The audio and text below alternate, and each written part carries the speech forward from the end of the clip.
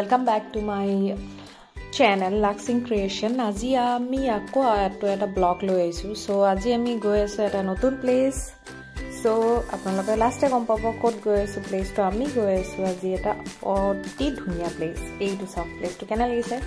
সবে জনাব প্লেস তো কোত আছে মই লাষ্টত কম বাৰো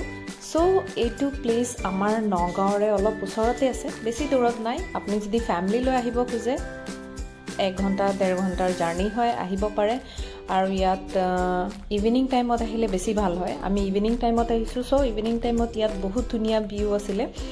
মই মোৰ ফ্যামিলিৰ লগত গৈছিলো আপনিও আপোনাৰ যোনটো লাভ ওয়ান্স হয় কিতিয়াবা আমি টাইম স্পেন্ড কৰিব লাগে যিমান স্ট্ৰেছ নহয় হেৰি থাকে সেইবিলাক দূৰ হৈ যায় আৰু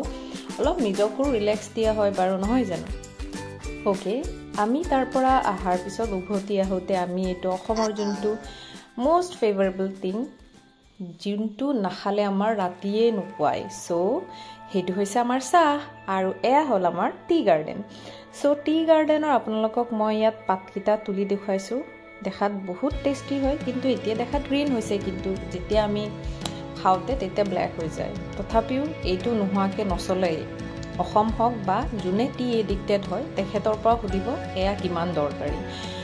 বেলেগৰ পাৰো নাজানো মোৰ কিন্তু খুবেই দৰকাৰী মই চাহ নোহোৱাকে থাকিবই নোৱাৰো দিনটো 4-5 কাপ চাহ নাখালে নচলে তাৰ পিছত আমি আহিলো এখন ধাবা